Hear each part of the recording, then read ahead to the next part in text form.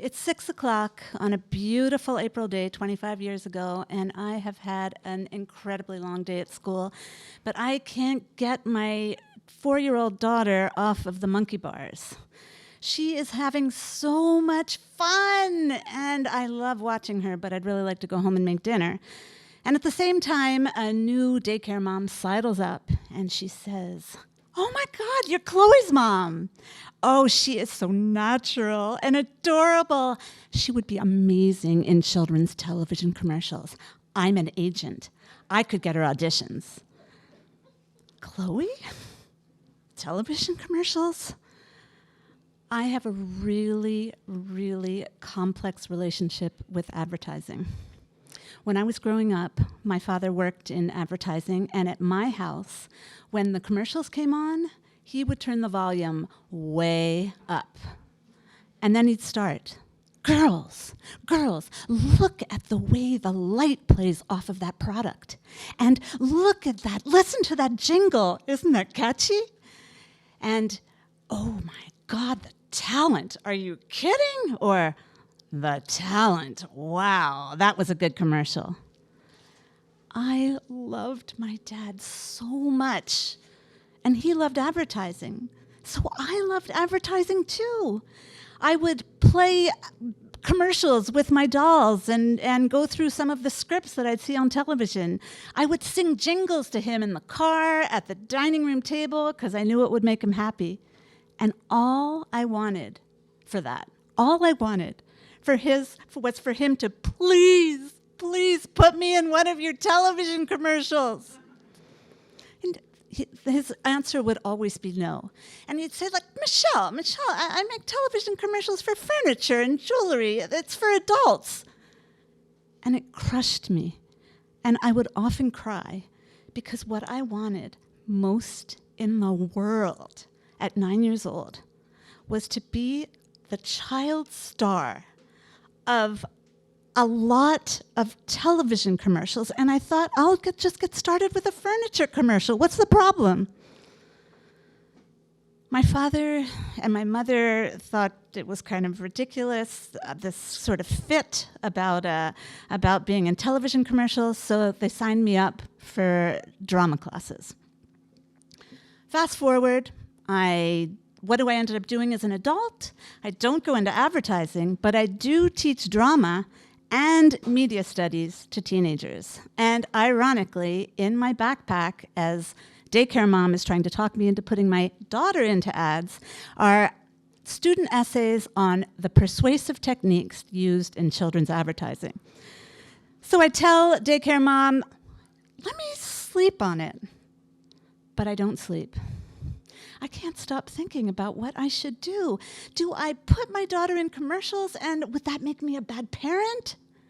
Do I not do it, and do I perhaps let her miss one of the biggest possibilities in her life? And what if my father had put me in a furniture commercial? Where would I be now? So I pay the $250 for a photo shoot, and Chloe's headshot is part of Folio Kids publicity material. Daycare mom becomes our agent, and a few days later, Chloe has her first audition for Mr. Potato Head. And I am so excited. I'm pumped. And in the car, I tell her, Chloe, this is going to be so much fun. There are going to be toys to play with and lots of kids. And she gets excited too. And then we arrive, and there is a sterile hallway, and we sit there for more than an hour. And Chloe's audition lasts for less than a minute. Turns out Chloe didn't know how to share, and she should have turned the potato head onto the next child instead of running around the room with it. Daycare mom comes up to me on the playground the next day and says, "I heard Chloe was a little wild. I'd suggest that you talk to her about how to follow directions." Which I try, but Chloe is just about 4 years old, and I have trouble getting her to do just about anything, including putting on her clothes in the morning. So the next auditions do not go that well. We go to a Mega Bloks audition, and she won't stop playing with the Mega Bloks. We go to a snowsuit audition, and her face and hands are covered with magic marker, and I haven't been able to wipe it off. She won't let me, so we don't get that ad. And honestly, I'm starting to get a little tired of this. The auditions are always in the middle of nowhere, in the middle of the day. I have to lie at school and get a substitute. And then Chloe's not really enjoying this either. So I'm honestly thinking about quitting until daycare mom agent comes up to me and tells me she doesn't think she's going to send Chloe out on any more commercials because she can't follow directions. And I'm like, oh, whoa. You're saying that my adorable, bright, and talented 4-year-old is incapable of following directions? You are going to need to give her one more chance. So she sends us out on an Armour hot dog ad. And I decide that I am going to take things into my own hands. So when we're in the car, I have a heart-to-heart with Chloe. And I tell her, listen, miss, I am getting a little bit frustrated with your attitude at these auditions. I would like you to to follow directions. So when the director asks you to take a bite of that hot dog or to say a line, I want you to listen, miss. And I look back at my daughter. She looks so tiny and sad in the back seat. Have I become one of those stage moms who tries to live out her childhood dreams through her toddler? We arrive at the audition, and it's being held in the basement of a windowless building. And the director asks Chloe to say with enthusiasm, "This hot dog is yummy," which she repeats, or she tries to repeat, because really, does a 4-year-old know what enthusiasm means? And he asks her to say it over. Could you say it again, dear? Would you say it one more time, dear? One last time, dear? Until she starts crying and sobbing and says, I hate this. And she breaks down and she falls on the floor and is kicking and screaming, and I don't know what to do, but gosh, all this for a hot dog commercial. We don't even let Chloe eat hot dogs or watch commercials. Next day on the daycare, I know I need to have a discussion with daycare mom, agent. But before she says anything, I tell her, Chloe is retiring from advertising. She needs a little more time to be 3 3/4. Flash forward 18 years. My father is no longer advertising. He's retired. And I don't teach media studies or drama anymore. But Chloe, who's now 22, acts in plays, and she acts in commercials to pay her rent. She is showing her grandpa a new iPhone ad where she is a research scientist living in the North Pole. And my father asks to watch it again. And then he starts. Look, girls, look at the light on the rocks in the tundra. And listen to that music. It is just so catchy. And the talent. Chloe, you are a natural. And we both have tears in our eyes as we watch that ad again and again and again. Thank you. It's Montreal, 2016. I'm walking with my friend, Colette, who is also my dance buddy, who doesn't take no for an answer. And she is been very insistent taking me to dance. I haven't danced for months. And I'm walking with her. I don't have a good balance, so I'm kind of holding on to her. And I'm wearing a blonde wig. I know, it's kind of weird, but it's okay because I feel really weird inside. And I'm also wearing this really lovely flary skirt because that's really nice in tango. And that was my loosest outfit, which is now really uncomfortable around the waist because I've gained so much weight. So you can imagine me walking, and on top of that, I'm walking on wobbly red dance shoes. We arrive to the studio, and we sit down, and there is, I know these people, and they know what's happened. So one of them comes to me in Tangera. She pats on my shoulder, Roxana, you are going to be fine. As soon as she says that, I am crying. When I came here, I wanted to be a ballerina, but I couldn't. And now I am a teacher. And God gives you presents sometimes wrapped in really, really strange packages. I'm crying.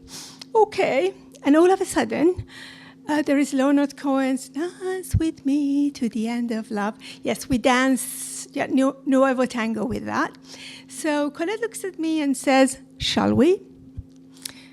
So with that, again, holding on to her, we go to the dance floor. And as soon as I am facing her on the dance floor, my heartbeat gets in sync with the beat of the music, and my spine starts to grow. The crown of my hair goes up. My feet are like I am on perfect axis. I do not need help. I am perfectly stable. And my hand go into a tango embrace. I haven't asked them. They're just doing their own thing. And I'm thinking, will I be able to remember the choreography? And while I'm thinking that, my legs are doing their elongated back walk. And as we make connection, I connect to my dance partner, I connect to the music, I close my eyes, and I connect to me. This is me that I knew. Oh, that is so déjà vu. That is me I've been looking for so desperately. That's old me. That's the one that I knew. Now, you might be asking, why am I saying all this? It doesn't make sense, right?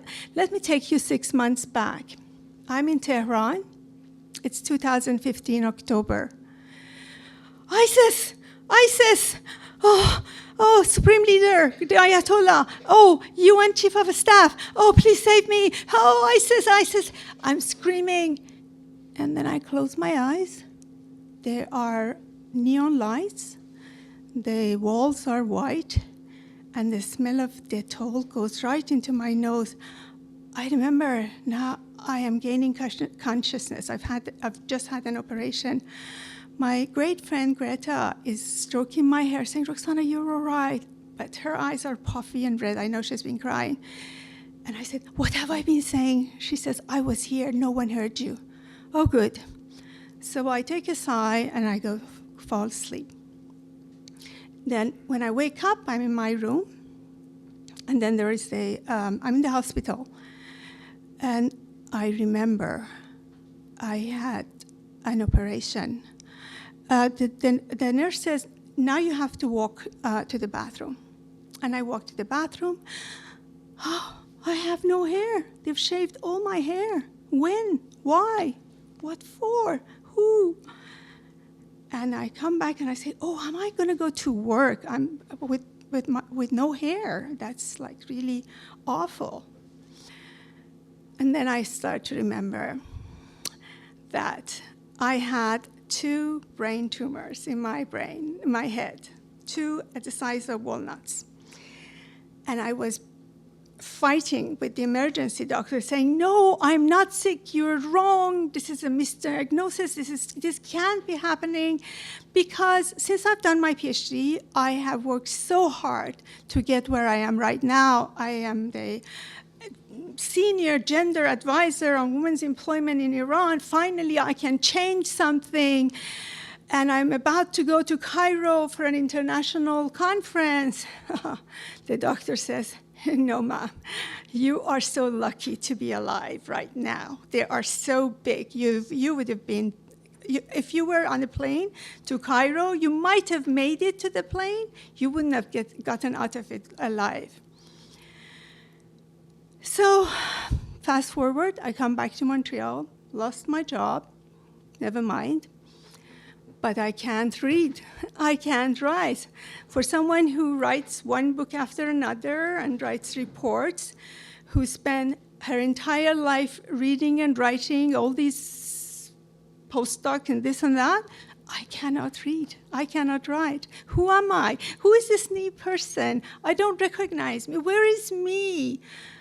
I want to find out where is me. Who is this new person? And on that dance floor, it was the first time that I got a glimpse of me.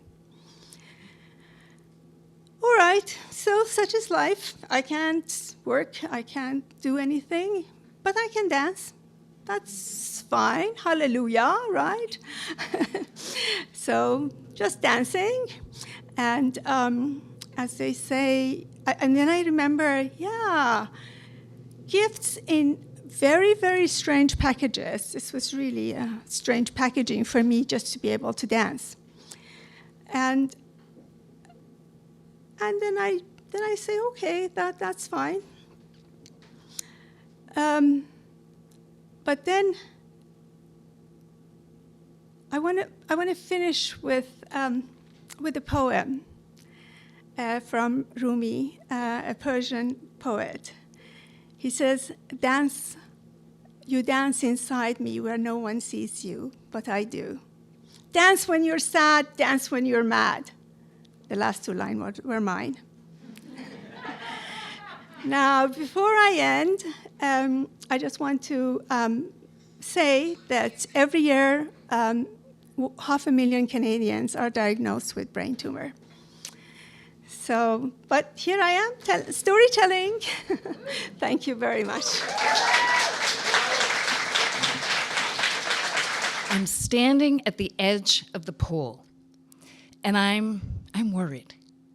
Everybody else has gotten into the pool already, and I have this 30-pound oxygen tank on my back.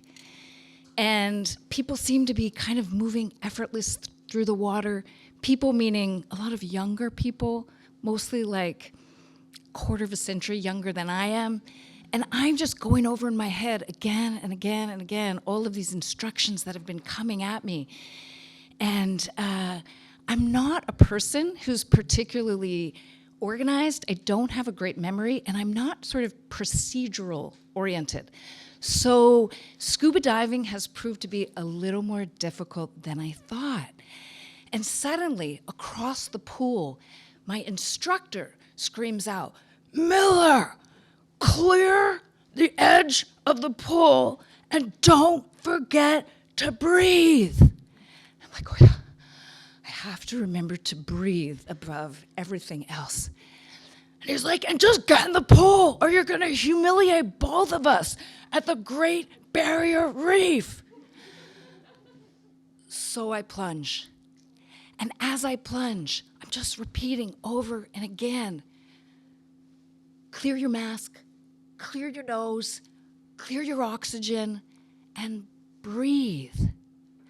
So yeah, I'm going to the Great Barrier Reef, and I'm not exactly sure where I should go on the coast, and so I call up my friend Kim, and he's like, you're going, that's amazing. I'm like, yeah, I'm gonna go snorkeling, and I'm just trying to find the right place, and he's like, snorkeling? You mean like a day trip? He's like, They have these trips where they take you out on a boat and you can go and be on the reef for like 3 or 4 days and you'll do scuba diving. You gotta do scuba diving like maybe 3 or 4 times a day. He's like, Liz, it changed my life. I was 20 years old and it changed my life. And I was like, yeah, you were 20 years old. But you know, I'm like, maybe this is an opportunity for a mid-life adventure. So I sign up. And when I get to the Great Barrier Reef, It is amazing. I mean, there are young people from every country around the world, from Lithuania and Spain and Holland and who knows where else. And Déjà Vu, they are all under 26 years old. And I am a quarter of a century older than them because I am 52 and I am so nervous again. And but I'm also really excited. And the instructor gets on the boat, and he's like, today we are going to be putting on stinger suits because it is stinger season. Stinger season. Okay. And it is also really, really windy today. So anybody who has any problems like with seasickness, you should probably take your pills. And I'm like, seasickness, okay. And he's also like, so find your buddy because we're going to do some emergency rolls before we go plunging. So I'm like, a buddy? I don't have a buddy because I am on my own on my midlife adventure. But I don't have a buddy, so I'm looking around and I see 3 young women and I walk towards them, and one reluctantly agrees to be my buddy. And it is really interesting to get to know somebody as you are doing emergency protocols. So Eden is a nurse in training, and she's super patient with me. And we get ready to plunge. And again, just remembering all the steps. Clear your mask, clear your nose, clear your oxygen, and don't forget to breathe. So when I am not really worrying and freaking out about the possibility of my lungs imploding or forgetting some key procedure, I'm actually having the time of my life. I mean, the kinds of things that I'm seeing underwater, I never expected. The colors, the coral reef itself, these sea cucumbers at the bottom of the ocean. It's amazing. And and it is so amazing. I mean, we are getting up at 7:30 in the morning. We are diving at 11:30 in the afternoon, 2:30 p.m., and again at 5 p.m. It is really intense. And I am exhausted by day 3. The instructor's like, today, we're going to learn how to do underwater photography. And I'm like, I actually don't want to learn anything else. I think I have done enough diving for the rest of my life. And I explain, I am actually just going to go snorkeling. I am going to put all the heavy equipment, all the procedures to the side. I'm going to take myself out, and I'm just going to float at the top of the ocean. I'll just look from afar at these beautiful, beautiful fish and things in the ocean. And it is amazing. And I have an amazing time on my own. And I come back and I tell my instructor, I'm actually not going to do any more dives. I have done everything I needed to do on this midlife adventure. And he looks at me and he's like, there is something really special happening tonight. Of course. I'm like, well, what is it? And he's like, well, at 9:30, we're going to go for an evening dive. And we're doing this because there's a full moon, as you've noticed, and every year, once a year, there's something that happens that's called a spawning, a massive spawning. A spawning, okay? And he's like, and this is when the entire coral reef emits sperm and eggs all at the same time. It's a massive reproductive event under the water, and it's like a Canadian snowstorm underwater. So I'm like, freaky, okay. Well, I don't want to miss that. So, but I am pretty worried about going underwater at night in the cold, can't see much, they've explained, but I don't want to miss out on anything. So at 9:30, I'm ready. I'm going over that protocol in my mind again and again. Just remember, clear your mask, clear your nose, clear your ventilator. It's going to be okay. And we're going down very close to the boat with a rope because the visibility is nil. We can't see anything. And they have given us these flashlights, but they've also explained, headlights, that we shouldn't use them because they could really spook all the creatures that are underwater, like the octopus or the sharks or whatever else is down in the dark that night. So I'm like, okay. And we're going down, and Eden and I are doing okay. We're like 10 feet away from the boat, and suddenly my flipper falls off. This had not happened to me before. I was not expecting it. And I'm like, oh, what am I supposed to do? Am I supposed to like find my flipper? So I'm kind of freaking out, and I'm looking around, and I guess I'm freaking out so much that I also lose Eden. I lose my buddy. And so now it's like me in the dark with no buddy and no flipper. And I'm like, I have to turn the light on. I am going to turn my light on. I'm going to spook out somebody. It's okay. So I turn my light on, and I'm really trying to just breathe. Remember, just breathe in, breathe out.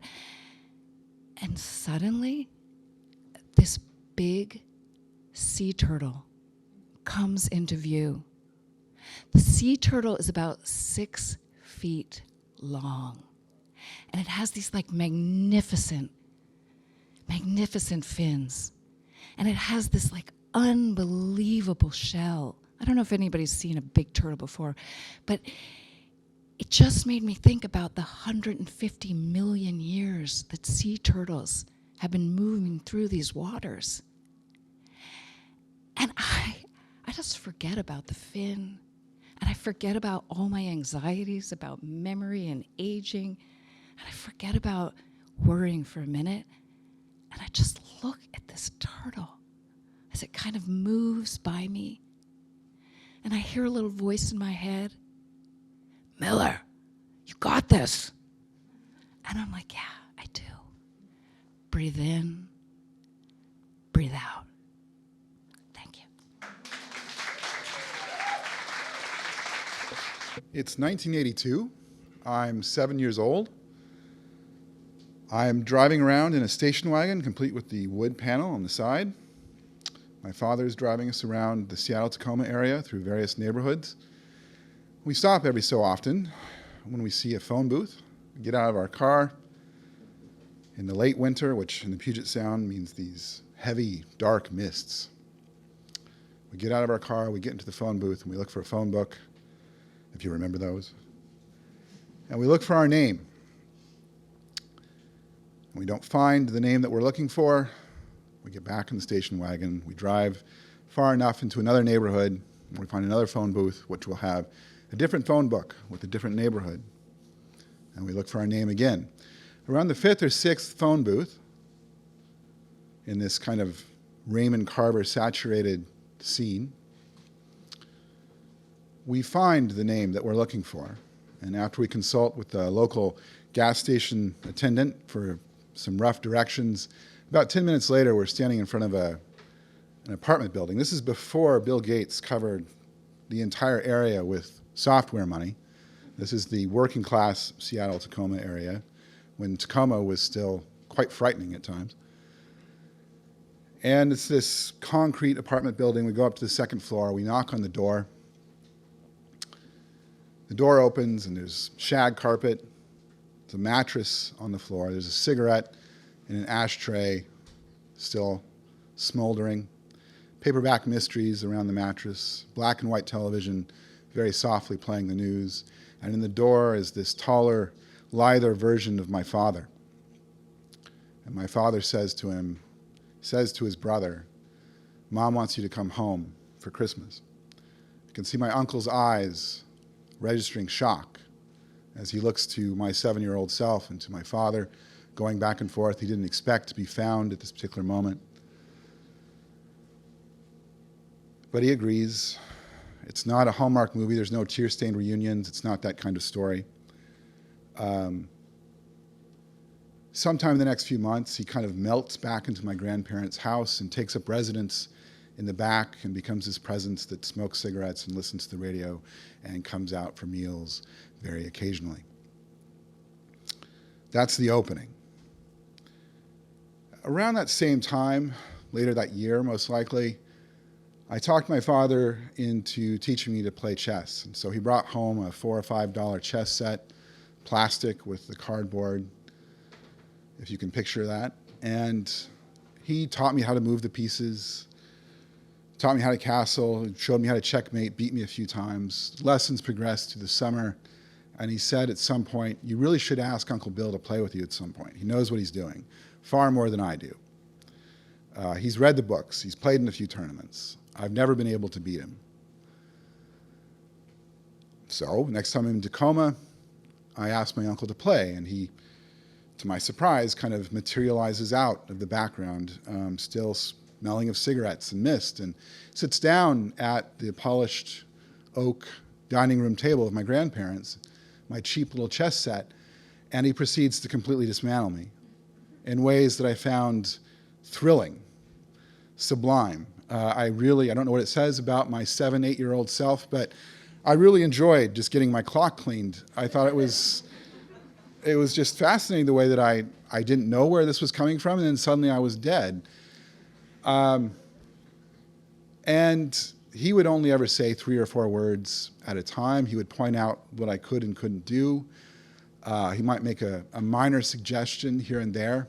When I'd had enough, he kind of melted back into the background. And when I wanted to play again, somehow he was there to play again. A few years later, around the time I was about to start high school, he disappeared again. And this time he didn't just disappear into another neighborhood. No one knew where he was for a week until my grandmother got a phone call from Alaska, and he had simply moved to Alaska one night. And I don't know why he hardly spoke to any of us. I don't know why he would sort of appear and disappear. My father and I both have our speculations, but honestly, it's the complete lack of evidence. Your guess, friends and strangers, are as good as mine. 30 years later, at least, I am now living on the west coast of Newfoundland, which is about as far from the center of anything as you can possibly get. And my life has become snow and ice and washing cloth diapers for my new baby son and teaching Raymond Carver to 18-year-olds in the States online in the middle of the night when I'm not taking care of my baby son. And it includes occasionally playing chess on these online servers. And for those of you who don't play, you can sign up for this kind of chess Facebook thing, and you can have a game at any time of the day or night. And I'm playing Mexican high school students, I'm playing Parisian housewives, and I'm playing my father quite a bit. And I've improved a lot since I was 7 or 8 years old. I can beat my dad 1 time out of 3, 1 times out of 2 sometimes. If I'm rested, I win. If I'm not rested, I lose, that kind of thing. Somewhere in the middle of all that, and I really don't remember how it happened, my uncle just kind of reappears in my life, living in Alaska and playing chess on these online servers with me. And a lot has changed in my life, but this one thing has not changed, and that is that he still completely destroys me every single time. He still completely destroys my father. It's like playing the Terminator, right? You remember the Terminator. The Terminator does not move actually particularly quickly. He does not show emotion. He does not get hurried. He simply destroys. You try to shoot him. You try to blow him up. He simply gets back up and keeps coming for you while this heavy metal music keeps thudding in the background, and he keeps proceeding towards his goal of completely and utterly annihilating you. And we still find this utterly fascinating. And my father and I are interested in where he lives. We are interested in what he does. But what we really want to know is why he still keeps playing chess with us. Why bother with such easy marks? And we really can't figure it out. Around the same time, I'm trying to write some fiction. I'm trying to write chess stories, oddly enough, as geeky as that sounds. I'll never be a great player, but there's something around the drama of these players that I find fascinating, and I was trying to write something about it, and I've got a subject. I've got this weird guy, this is my uncle, and I could just talk to him about it. And on this little chat function on these chess servers, I start to have a conversation with him about why he likes to play the game. And I get 200-300 words from him, which is my uncle being extremely chatty. And he tells me it's the puzzle of it. And I get the distinct impression that winning and losing does not matter to him one little bit. It's this endless series of new puzzles that chess just throws up at you like a kaleidoscope of puzzle solving. And It's just making that next move, making the next best move you can against the situation that you've been given by your opponent. And this makes some sense to me. 10 years after that, and I'm in a plateau apartment in Montreal here, waiting out the pandemic, and for reasons I'm sure you can understand, I'm playing a lot of chess again on these online chess servers, and I'm playing my uncle again.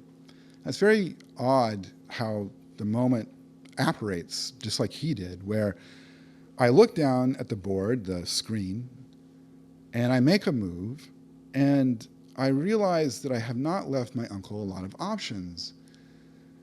And he makes a move that forces me to sort of repeat the thing that I just did.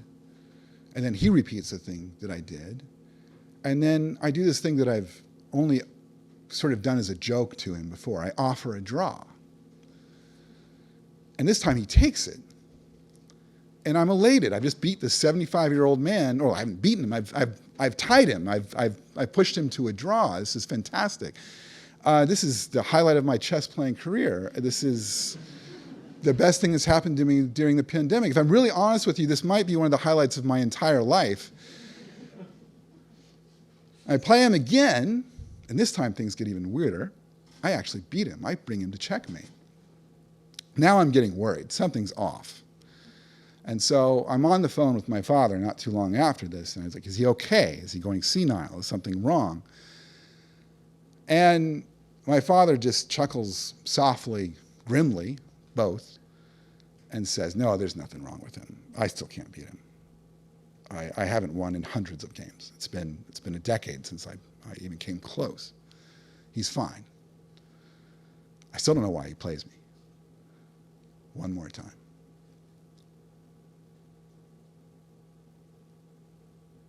I had figured out from him how to beat him. I was in this sort of Zen-like state, I think, in the middle of the pandemic, where you just sort of let go of all teleology and you make the next best move.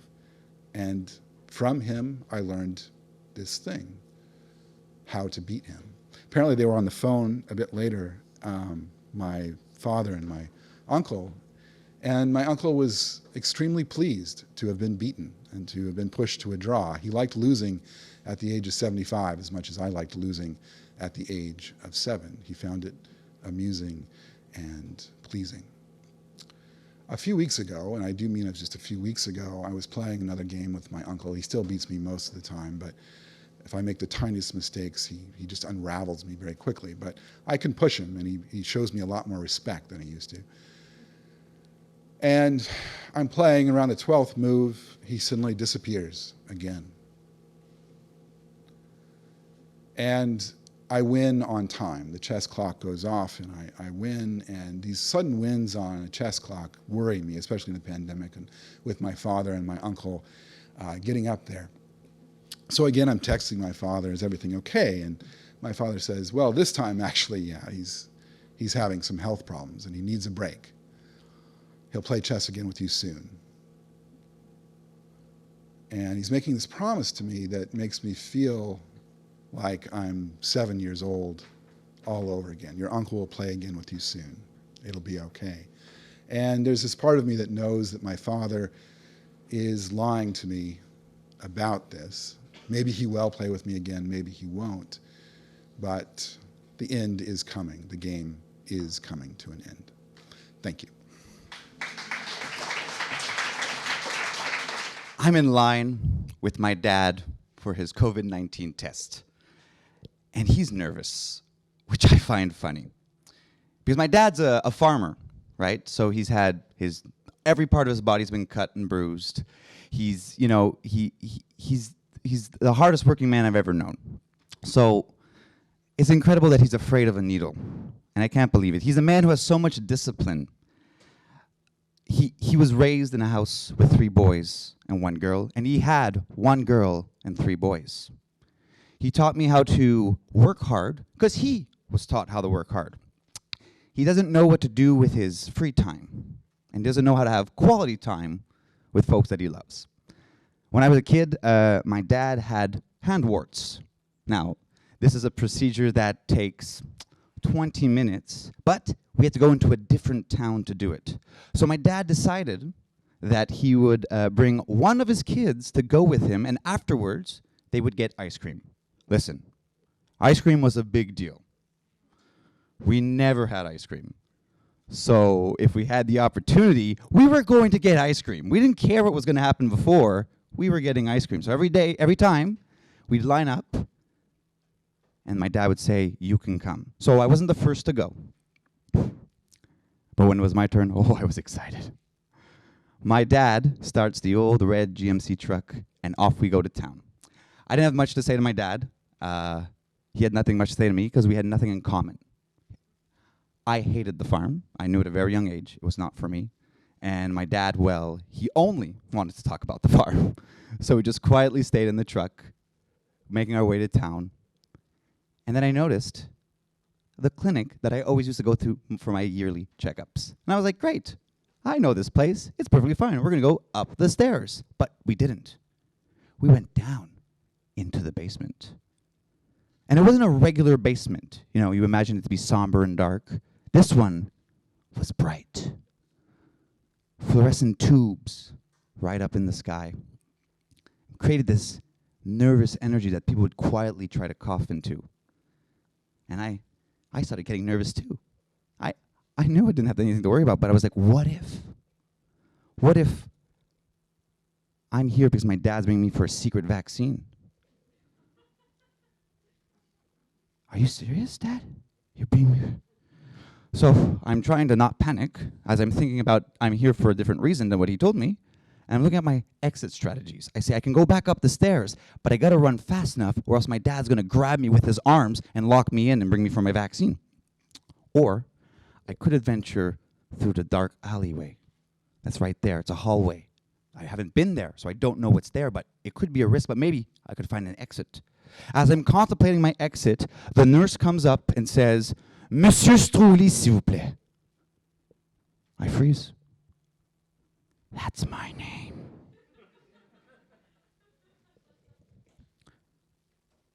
So my dad gets up and follows this person. And he doesn't say a word. He just gives me a look. So I follow.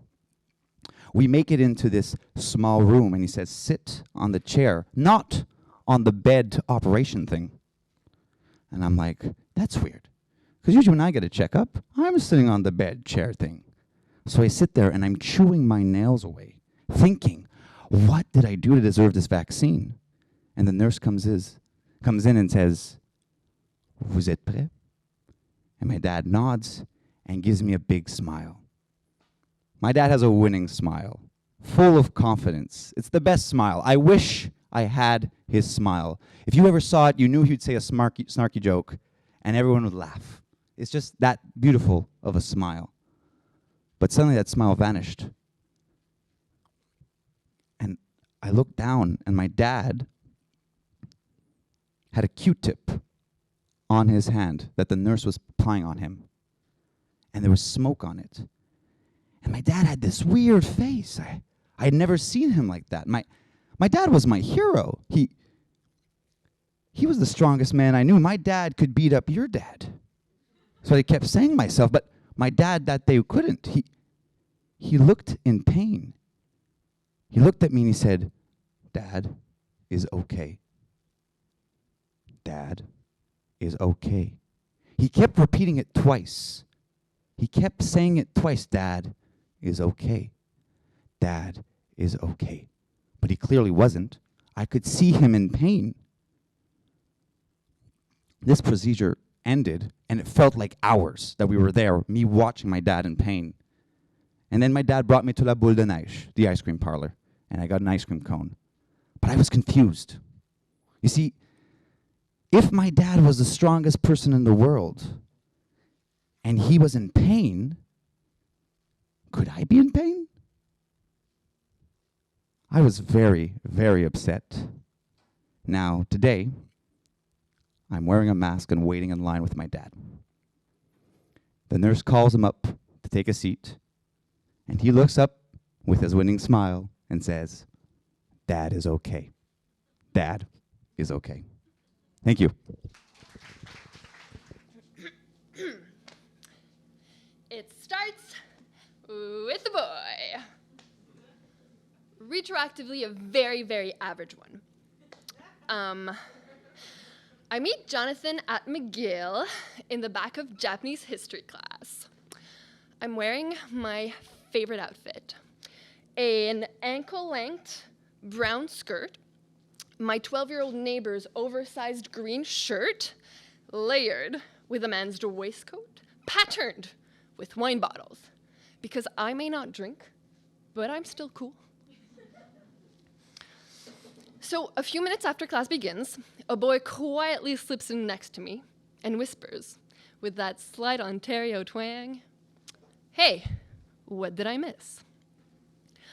I don't even need to turn around to know that I'm gonna fall in love, because he's a boy and he spoke to me. We strike a conversation, and our next class, I bring Jonathan a box of homemade cookies. Class after that, I review his essay. Class after that, I wear a blonde wig to attract his attention. I look good, or so I thought. And then every time we meet, I just bring him a, selection of baked goods, mini pies, other such things. By the end of the semester, I feel really confident that he likes me. So I make my big move, and I invite him for what will definitely be our first date. For him to come and see me play improv at Le Saint-Cyboire on Saint-Denis. Thank you. It's the night of. He's late. I'm nervous. But by the end of first period, I can spot him in the back, smiling and waving. The referee whistles for the break, and I head towards him, beaming with hope and anticipation. I dodged a barmaid, I push someone's side, and I stop. Right there, behind him, lurking in the dark, holding his large hand in her small, dainty one, is a petite, lithe, black, wavy, shiny-haired, gorgeous, smooth-skinned little shit. He has a girlfriend? She pipes up. "Hi, you're so good. I've heard so much about you. I laughed a lot." "Uh-huh." "Oh, I'm angry. I'm so angry. I'm angry at her. I'm angry at him. I'm angry at myself, and I am seeking destruction." Game starts again. As the referee calls out the first improvisation, I throw my fist in the middle of the huddle, daring anyone to suggest themselves. I have something to prove. I start pulling out my best character. I stare at her perfect eyebrows, and I become a telephone operator whose fingers are just like too fragile to actually press in the numbers. So why don't you actually just call back, leave a message, and it'll just be like simpler that way. I look at her pretty face resting on his clueless shoulder, and the dank, smelly bar becomes a French restaurant where a waiter explains to you that conceptually we serve vegan food, but we add meat as a radical intervention to the vegetable complex. They share a drink as I grab victory for our team, playing a hairdresser who began using her cat hair as material for her homemade wig. Sustainable, organic, you do need some Claritin because they make you sneeze. And that's it. We win. Jonathan and his girlfriend congratulate me and leave, and I go home heartbroken. I stop baking Jonathan cookies. I do not wear the blonde wig anymore. But yes, I do still revise his essays. A year passes. I go to Japan on an exchange. I have my first boyfriend. I have my first breakup. I learn why drinking is fun. I learn why drinking is not fun. And I come back a year later to finish my BA. Few months in, I'm in my Statistics 201 class when Guess who slides into my DMs? It's Jonathan, texting me. Wants to hear all about my year bride. Want to come over and tell me about it some evening? The feelings flood back as I answer. Of course, I'm free whenever. I turn my attention back to class as the girl 2 rows behind me raises her hand and says something like, Professor, do you mean to say that we've had labs twice a week for the last 2 months, and because I didn't know about them, I didn't go? Professor replies, yes. Well, I'm feeling very generous now that I've reconnected with Jonathan, so I turn around and I say, why don't I lend you my notes? Girl says, oh my God, would you? Thank you. Do you like food? My mom's a great cook and she made me lunch. Do you want to share my lunch? And I'm hungry, so we do. Her name's Roxanne. She's full of energy. She's very bad with schedules. And I really, really like talking to her about boys since she's always full of advice, which is great because turns out Jonathan's kind of a dick. He always waits exactly 3 hours to answer my texts. He usually waits at the very last minute to cancel plans, and he never wants to hold my hand in public. It's like he's just looking for sex. I'm telling Roxanne all of this as we're standing by the computers at the McGill Library. We're gonna look at his Facebook profile and analyze every single one of his status updates for information. As one does. I am having trouble finding him though, and I say, wait. I think he might be under the name Jake, because that's his nickname. I hear a gasp. I turn around. Roxanne is looking at me. And that's when I realized I am looking at a petite, dainty, black, wavy, shiny-haired, gorgeous, smooth-skinned little shit! You're that girl he brought to improv. You're that girl I saw at improv. I knew you had a crush on him. Of course I had a crush on him. I baked him cookies 7 weeks in a row. Who does that? There's a silence. Did I break some kind of girl code? Nah, he's super weird. We broke up ages ago. You go for that. I did.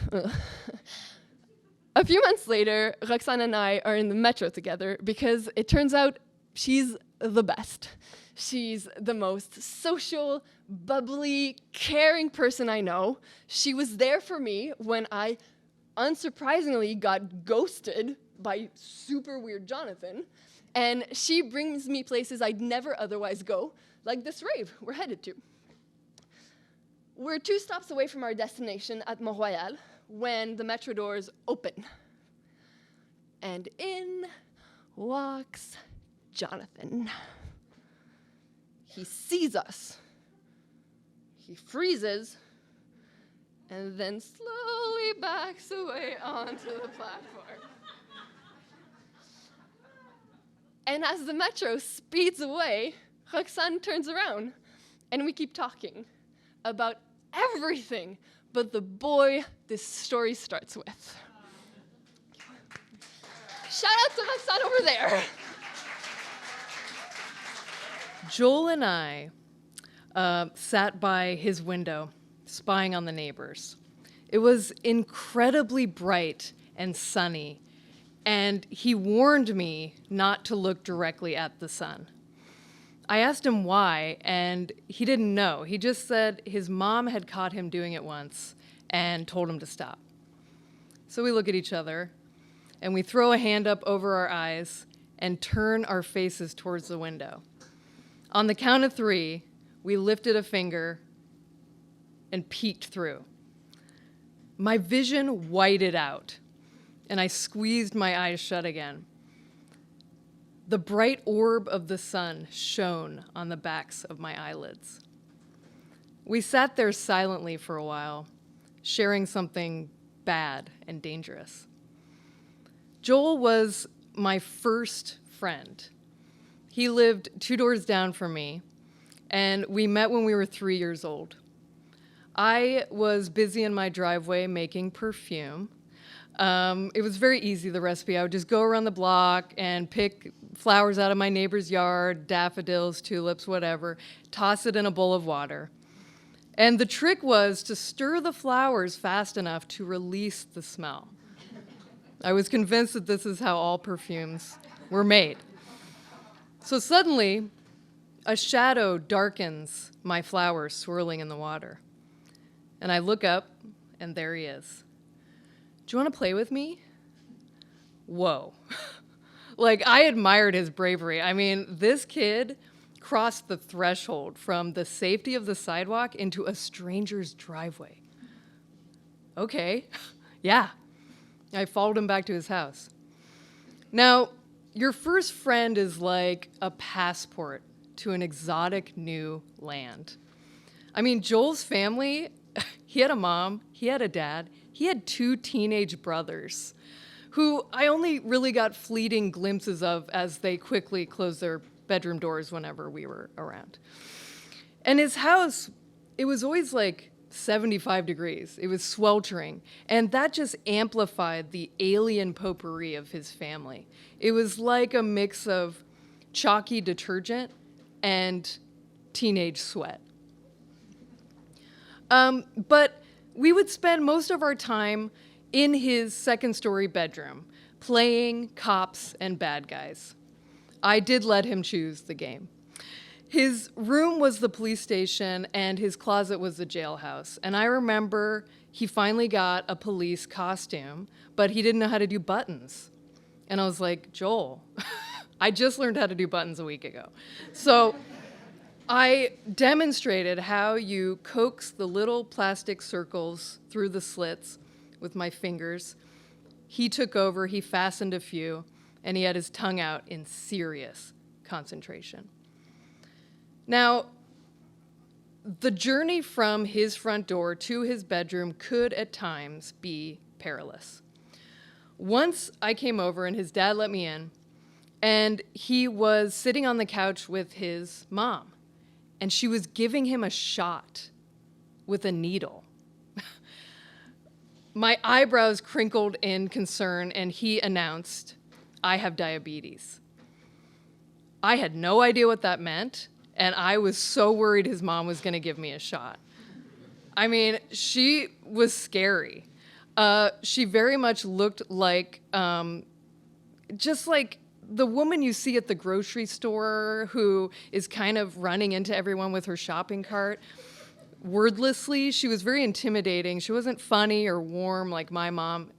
She barely spoke at all. And she insisted on making lunch for us. I guess if you're like 3, 4, you know, the adult needs to make food for these children. But she would always make the same thing. It was peanut butter and jelly sandwiches without the peanut butter. It's like the peanut butter is the only viable part of the sandwich. So why are you doing this? So we'd be sitting at the kitchen table, and just this like sickening sweet smell of grape jelly, the worst type of jelly, piercing my nose as my fingers just sank into the soft white bread. And I'd come up with an excuse and go home to eat something else, honestly. Dear God. So, unfortunately, when we started kindergarten, Joel was not in the same classroom as me. And I also noticed he stopped coming around the driveway to play with me. And so the only time I would see him is when he was like whizzing around the neighborhood on his bike. And at the time, I did not know how to ride without training wheels. And so I could not keep up with this level of speed. This level of excellence was not for me at that time. And I just felt like, okay, if I could learn how to ride a two-wheeler, Joel and I would be best friends again, And instead of eating these sandwiches, we could just get on our bikes and explore parts unknown of our neighborhood. Like, we could cross the street, okay? We could. So I had this like banana seat bike from the 70s that my mom found somewhere. And you can't put training wheels on that because in the 70s they were just like, if the kid dies, it's fine. Like, don't worry about it. So the training wheels were like hovering at least an inch off the ground. So I would strain my legs to reach the pedals, and big if, I could get the thing going, the ride was this unsteady sway from right to left. Not good. So one day, I gear up, and I get my neon pink knee pads, my neon pink elbow pads, and my neon pink helmet, and I tell my mom, take off the training wheels. Take them off. So I hoist myself onto the seat, and here we go, all right. I'm swatting at the pedals, okay? The front wheel is slithering back and forth like a snake, and the handlebars just fall out of my hands. My legs get all tangled up. Next thing I know, the sidewalk is leaping towards my face, smacking me. I roll onto my back, and I look up. I crashed in front of Joel's house. Classic. As I get to my feet, I notice that a chunk of neon pink plastic has been scraped off my knee pad and is just like stuck into the gray sidewalk. And it wasn't long after that, and maybe it's because of that, Joel moved away.